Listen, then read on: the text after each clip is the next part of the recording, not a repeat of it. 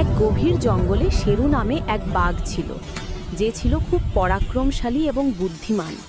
তার ভয়ে জঙ্গলের অন্য প্রাণীরা সবসময় তটস্থ থাকত। এদিকে মিকি নামের এক শেয়াল ছিল, যে ছিল খুব চালাক এবং ধূর্ত। মিকি সবসময় শেরুকে নিজের বুদ্ধি দিয়ে হারিয়ে দেওয়ার চেষ্টা করত, কিন্তু শেরুর বুদ্ধির কাছে সে হার মানতে বাধ্য হতো। তবে একদিন মিকি তার চালাকি দিয়ে শেরুকে পরাজিত করার সুযোগ পেয়ে যায়। ঘটনাটা ছিল এরকম: এক খরার মৌসুমে জঙ্গলে খাবারের খুব অভাব দেখা দেয়।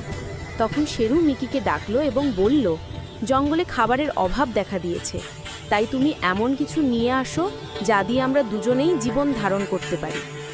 মিকি তখন বুদ্ধি করে এক ফাঁকা গুহা দেখতে পেয়ে শেরুকে তার কাছে নিয়ে গেল। মিকি শেরুকে গুহার ভেতর ঢুকিয়ে দিল আর বাইরে থেকে গুহার মুখে বড় একটি পাথর দিয়ে আটকে দিল। বন্ধুরা, আমাদের গল্পগুলো যদি ভালো লেগে থাকে আমাদের চ্যানেলটি সাবস্ক্রাইব করে বেল বাটনটি অন করে পাশে থাকবেন।